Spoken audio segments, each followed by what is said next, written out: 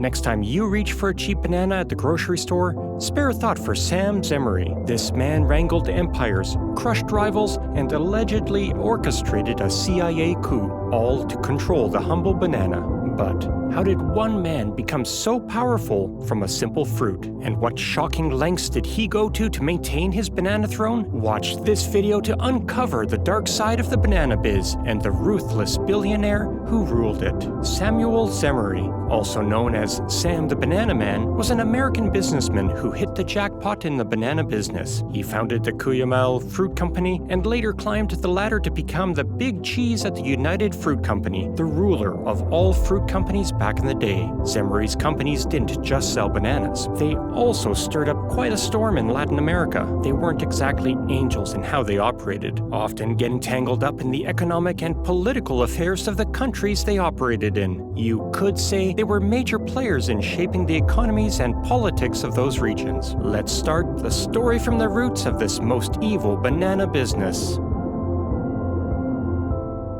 Samuel Zemurray, known initially as Shmuel Zemurray, had quite the journey from humble beginnings. Born into a poor Jewish family in Kishinev, Bessarabia, present-day Chechnya, Moldova, he didn't start with a silver spoon in his mouth. His grandfather, Mendel Hirsch, was into music, leading a klezmer band. Zemurray spent his early years on a wheat farm, but after his father passed away, he decided to seek his fortune in America. At 14, he started a journey with his aunt and ended up in the bustling city of New York.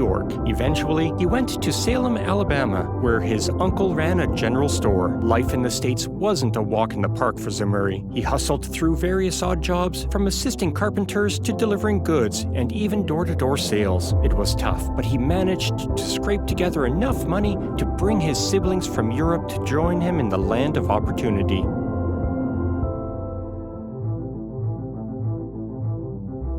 So, Samuel Zemurray's banana adventure began in 1893 when he stumbled upon these exotic fruit in Salem. It was the start of a successful career in the fruit trade. At the time, bananas were a new food in the United States, and their reputation was going through the roof. In 1895, Zemurray saw an opening and went to the port of Mobile, Alabama to try his hand at the banana business. Back then, speed was everything in the banana business. Bananas turned quickly, so getting them to market quickly was very important. Zemurray found success by buying cheap bananas that were about to go wrong and quickly shipping them to nearby areas by train. With just $150, his knack for timing helped him become rich, and by the time he was 21, he had a hefty $100,000. It made sense that he became known as Sam the Banana Man so quickly. In 1903, he made a deal with United Fruit, the big name in the banana business. He and his partner, Ashabel Hubbard, started the Hubbard Zemurray Company,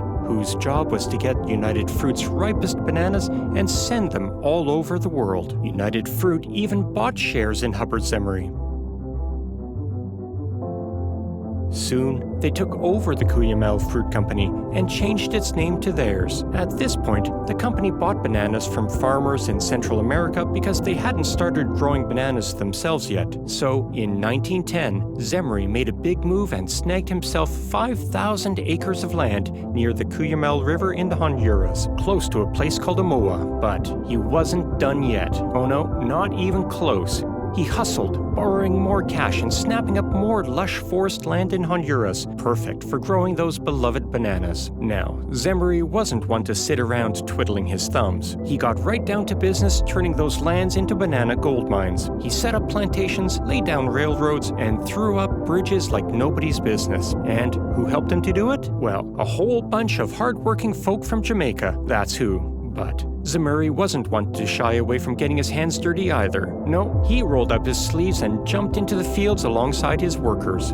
But things weren't all smooth sailing. His partner, Hubbard, started feeling a bit queasy about Cuyamel Fruit Company's debts. So, in a classic business maneuver, Zemurray swooped in and bought out Hubbard's share of the company.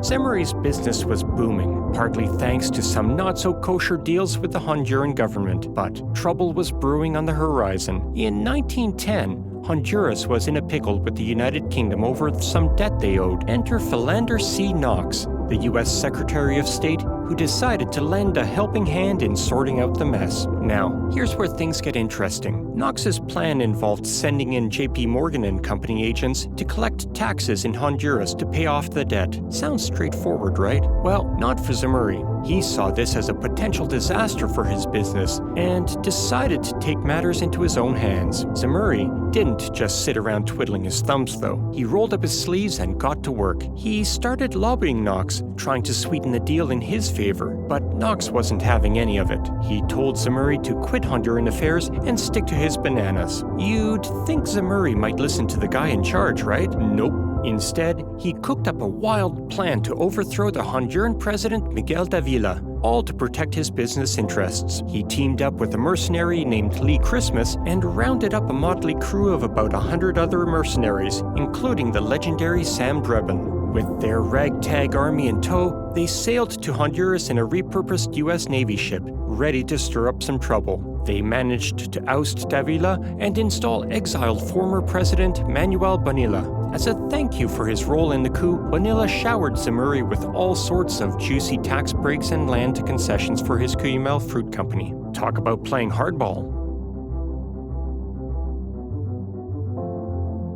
So, fast forward to 1913, and Zemurray is back in action. He managed to buy out United Fruit's stake in his company, partly thanks to Uncle Sam's growing concerns about United Fruit's monopoly. With full control of the reins, Zemurray wasted no time expanding his empire. By 1915, he'd gone full steam ahead, snapping up 20 ships with fancy refrigerated holds. But Zemurray wasn't just about bananas anymore. He diversified his crops, adding coconuts, pineapples, palm oil, cattle, lumber, and sugarcane. Now, let's talk about the 1910s and 20s. Zemurray and United Fruit were like two rival siblings fighting over the last piece of cake.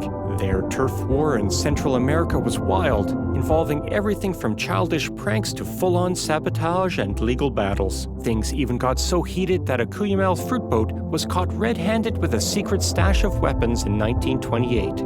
But in 1929, Uncle Sam had had enough of their shenanigans. The U.S. Department of State stepped in, playing peacemaker and nudging Zemurray and United Fruit to bury the hatchet. After some negotiations, they struck a deal. United Fruit bought out Cuyamel Fruit for a cool $31.5 million in stock. Suddenly, Zemurray found himself swimming in cash and rubbing elbows with the country's elite. Now, you might be wondering why Zemurray decided to sell out. Well, it wasn't just about the money. The Department of State had been breathing down his neck, and the looming shadow of the Great Depression didn't exactly help matters. So with a heavy heart, Zemurray bid farewell to his beloved company, but not before leaving his mark on the banana business forever. During his banana-free 2-year sabbatical, Zemurray wasn't just twiddling his thumbs. Oh no, he had other projects brewing. First, he gave his swanky mansion in New Orleans a makeover fit for a king. Located at 2 Audubon Place, this Beaux-Arts beauty got the royal treatment from Zemurray. But wait, there's more.